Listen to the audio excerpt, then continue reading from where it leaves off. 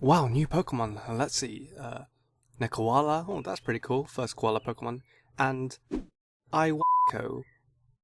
There's no way I'm not censoring that. Several months ago, I asked the question, how do you pick your starter Pokemon? And with Pokemon Sun and Moon just around the corner, I've been wondering on what sort of things are going to be in the new games. Aside from the main story, which pretty much everyone is going to play through, we have the post-game that could literally be anything, including possibly travelling back to Kalos, a possible battle mode similar to the Battle Frontier, Battle Subway, and the Battle Mason. Please Game Freak, please give us another Frontier, no Mason, please no Mason. We also have possible game modes to play, like contests, the Underground, the Pokéathlon, and many more. I of course will be trying anything and everything that we're giving in the new games, but that's not going to be the same for everyone. I know that there are going to be some people who will most likely ignore some of the new features in Sun and Moon, and will focus on stuff that they usually do in a Pokemon game. So this has got me wondering, how do you play Pokemon? Everyone has their own preferred activity in the Pokemon games, and I thought it would be fun to list some of the most popular ones. Aside from the people who drop a Pokemon game after they complete the main story, or restart the game to play through the story over and over again. Please Game Freak, multiple save files, please. Everyone is pretty much free to play the game however they want. But what kind of Pokemon player are you? Let's take a look at 7 common ways, or maybe somewhat uncommon, that people play Pokemon, and will most likely continue to play Pokemon. And who knows, maybe one of the ways I talk about best describes you as a Pokemon player. So why not start by talking about the Pokemon players who play to be the very best like no one ever was. The competitive players. Of course, the battling in Pokemon is one of the main selling points of the game, and there are going to be people who want to battle other people and win. Now the first question for all you competitive players is, how do you prefer to battle? Do you prefer playing in the singles format, or doubles, or triples, or even rotation battles? Currently the 2 best known competitive formats of Pokemon is VGC, the official Pokemon format created by the Pokemon Company International, which mainly focuses on 4v4 doubles, and the second format, which is probably the more popular format, is Smogon. Or Smogon, however you pronounce it. A Pokemon community with their own rules, who are best known for Pokemon battles in the singles format, but also have their own rules for pretty much all the formats, as well as some other ways of battling. Smogon are also known for putting their Pokemon into different tiers to try and balance out the game. To some people this does ruin the experience of battling, because they don't like a specific Pokemon being restricted into a tier, but for others, tiers are a way of allowing weaker Pokemon that you'd never see in competitive normally to actually shine in battle, as some Pokemon that you might see as terrible competitive Pokemon might be great in a specific Smogon tier. So if you enjoy playing Pokemon competitively, maybe you're into the official Pokemon rule set of VGC, as you see the official competitive format the best or more preferred format. Or maybe you prefer playing by Smogon rules, since they have more formats, meaning you're not just limited to doubles, and perhaps you prefer playing singles. Or maybe you enjoy both. Or maybe you don't like either, and you just want to play with whatever Pokemon you want. Now before competitive players can start actually battling, they of course need a team. That team being filled with Pokemon with the correct movesets, EVs, IVs, nature, etc. Competitive players usually spend a lot of time making and testing teams, mostly on Pokemon Showdown, or just testing individual Pokemon to see how well they play out. And once their desired Pokemon are finally decided upon, it's time to actually make them. Which brings us to the next Pokemon role, the breeder. Maybe you enjoy making Pokemon with perfect stats and natures, which a lot of the time have specific egg moves to go along with their movesets. Now I guess you could kind of fuse this role with the competitive role, since competitive players always use perfect stat Pokemon, and a lot of the times competitive players do breed their own Pokemon with the specific EV spreads and movesets that they want. But at the same time, I know some people who breed for perfect Pokemon who don't really play competitively, and I also know of competitive players who don't breed their own Pokemon. They either get other people to breed Pokemon for them, or they just gen the Pokemon that they need.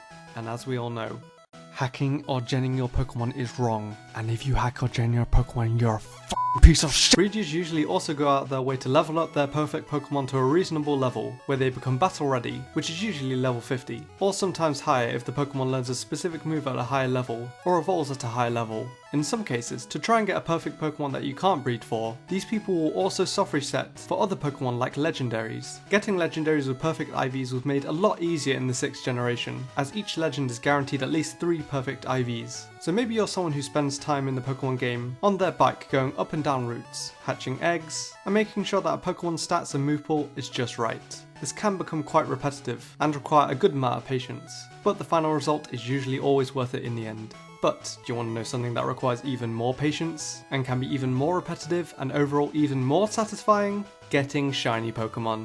Which brings us to the next role, the Shiny Hunter.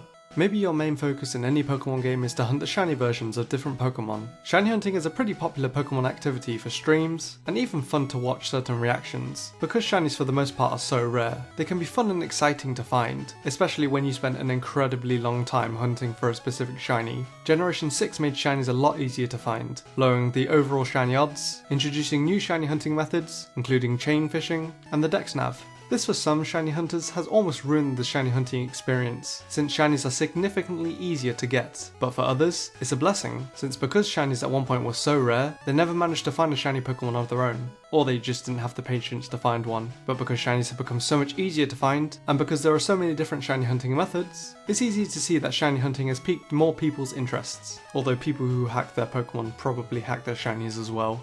Now maybe you're a person who's not really into competitive battling or breeding or even hunting for shiny Pokemon. Maybe you just enjoy playing the game, but of course playing the same game over and over again can eventually get pretty stale, so you'd want to maybe change it up a bit. Maybe play the game by different rules, or use different Pokemon that usually aren't available to you. So maybe you're someone who plays Pokemon for a challenge, by playing through the game as some sort of lock, like a Nuzlocke or Wonderlock, or randomizer, anything that would be different to how the game is usually played. You hardly ever see a regular playthrough of a main series Pokemon game anymore, unless of course the person is playing through a brand new Pokemon game. Playthroughs nowadays always have some sort of randomizer or Nuzlocke element to it, to make the playthrough a lot more interesting for the viewers. Or if you don't post videos, maybe you just do it for your own amusement. Randomizers especially can be extremely exciting, since you have no idea what Pokemon you're going to start with, or even what your opponent's Pokemon are going to be. They could end up having something as strong as a Mewtwo, or as weak as a Magikarp, and your starter could be something as weak as a Sunflora, or maybe you're lucky enough to start with a legendary Pokemon.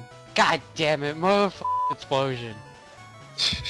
Hey, look, I failed the Nuzlocke run again. So maybe now you still don't apply to any of the above. Maybe then you play Pokemon for a specific activity or activities depending on which Pokemon game you're playing. One of the biggest features in Emerald, that put it over Ruby and Sapphire, was the inclusion of the Battle Frontier, and to a lot of people, that was the main attraction to Emerald. The same with Platinum having its own Battle Frontier, along with Gen 5 having the less impressive Battle Subway. Although to make up for that, Black and White 2 did have the very popular Pokemon World Tournament, where you were able to face multiple different gym leaders, even from past generations, and even more characters including Giovanni, Cynthia, and the legend himself, Red.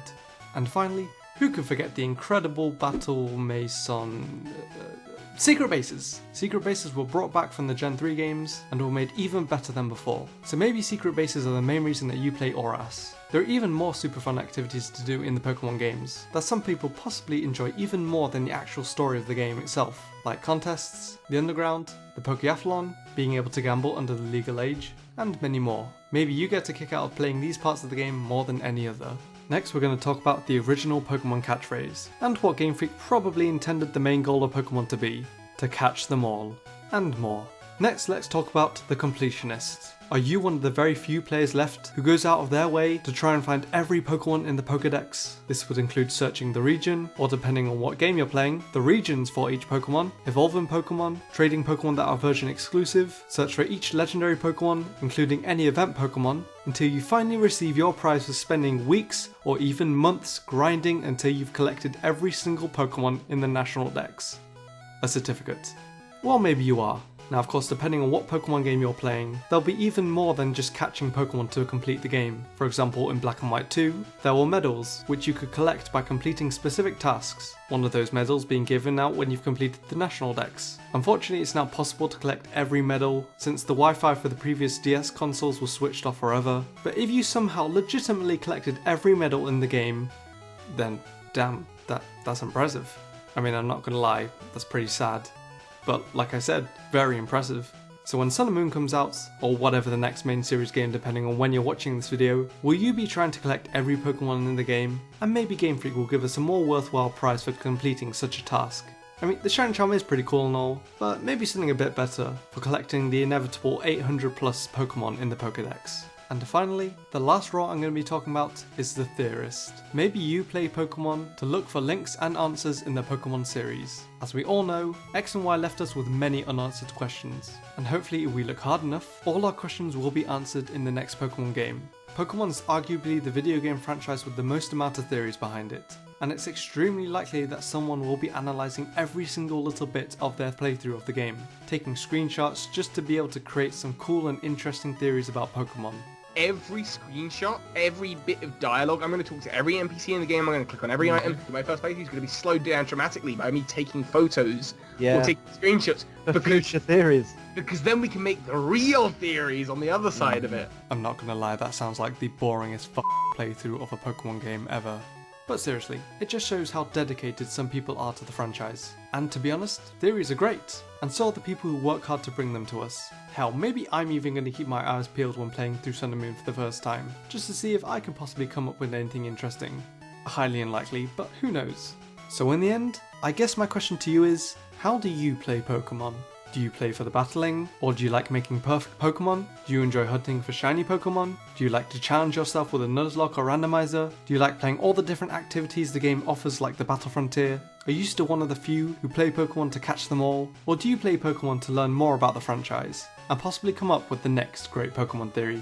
Or maybe you play the game for free-for-alls, or to break the game by finding glitches, whether they be in the game or by using a cheating device to walk through the walls or whatever. Or maybe you play Pokemon for a totally different reason, and if so, let me know in the comments. This should cause some interesting discussion.